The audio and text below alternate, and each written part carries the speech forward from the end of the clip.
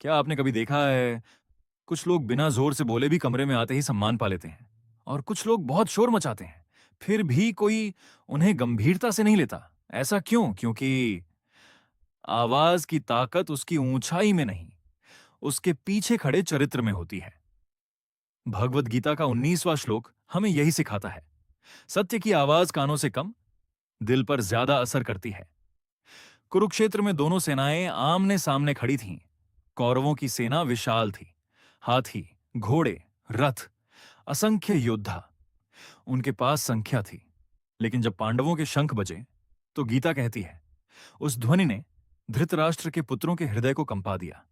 ध्यान दीजिए, शंख ने उनके शरीर को घायल नहीं किया, कोई तीर नहीं चला, कोई तलवार नहीं उठी। फिर भी उनके दिल क्यों कांप उठे? क्योंकि बाहरी युद्ध शुरू होने से पहले भीतर का युद्ध शुरू हो चुका था। जिस व्यक्ति के मन में अपराध बोध, अन्याय या असुरक्षा होती है, वह सत्य की आवाज सुनकर सबसे पहले बेचैन होता है।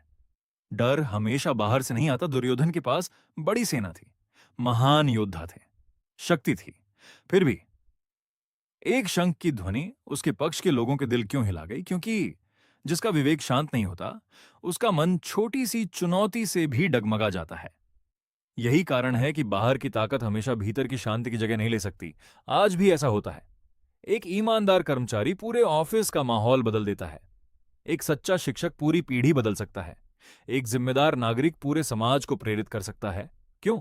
क्योंकि चरित्र की आवाज बहुत दूर तक जाती है। दूसरी ओर, अगर किसी ने गलत रास्ते से सफलता पाई है, तो वह हर समय डरता रहता है, कहीं सच सामने ना आ जाए, कहीं लोग जान ना जाए, कहीं मेरी बनाई हुई छवि टूट ना जाए। यही अंदर का भय है। एक शहर में दो व्यापारी थे। पहला व्यापारी बहुत अमीर था, लेकिन उसने अपनी सफलता बेईमानी से बनाई थी। दूसरा व्यापारी धीरे धीरे आगे बढ़ा। उसने हमेशा ईमानदारी से काम किया। शुरुआत में लोग पहले व्यापारी की तारीफ करते थे, लेकिन समय बदला। एक दिन पहले व्यापारी के गलत काम सामने आ गए। उसी समय दूसरे व्यापारी की सच्चाई लोगों के सामने आई। लोगों ने कहा, हमने कभी इसकी ऊंची आवाज नहीं सुनी, लेकिन इसके काम हमेशा बोलते रहे। धीरे धीरे पूरा शहर उसी पर भरोसा करने लगा। उसकी प्रतिष्ठा किसी विज्ञापन से नहीं बनी, उसके चरित्र से बनी। यही पांडवों के शंख की ध्वनि थी। एक चरित्र की आवाज सबसे शक्तिशाली होती है। आपकी बातें कुछ समय तक लोगों को प्रभावित कर सकती हैं, लेकिन आपका चरित्र जीवन भर प्रभाव छोड़ता है। दो, अगर सत्य आपके साथ है तो आपको डरने की जरूरत नहीं। कौरवों के दिल इसलिए कांपे क्योंकि उनके भीतर असुरक्षा थी।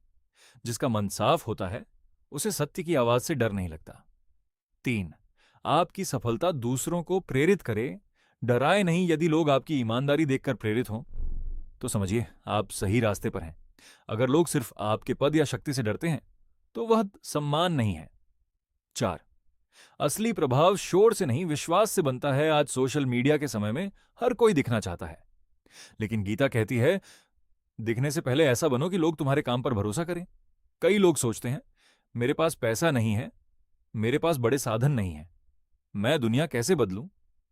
याद रखिए, इतिहास हमेशा बड़े साधनों से नहीं बदला।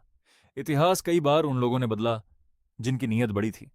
आपकी सच्चाई, आपकी ईमानदारी, आपका धैर्य आपकी सबसे बड़ी आवाजें बन सकते हैं।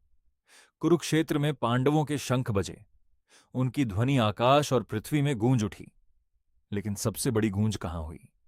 दुर्योधन और उसके साथियों के हृदय में। क्योंकि जब सत्य सामने खड़ा हो जाता है, तो सबसे पहले झूठ बेचैन होता है। यही इस श्लोक का अमर संदेश है। अगर आज तुम्हें लगता है कि तुम्हारी आवाज छोटी है, तो उसे ऊंचा करने की नहीं, उसे सच्चा बनाने की कोशिश करो। अपने चरित्र को इतना मजबूत बनाओ कि तुम्हारे शब्दों से पहले तुम्हारे कर्म बोलें। क्योंकि सत्य की आवाज को माइक्रोफोन की जरूरत नहीं होती, वह सीधे दिल तक पहुंच जाती है। और हमेशा याद रखो, जिसका जीवन धर्म, सत्य और ईमानदारी पर खड़ा होता है, उसकी एक सच्ची आवाज भी दुनिया के सबसे बड़े शोर से अधिक प्रभावशाली होती है। जय श्री कृष्ण।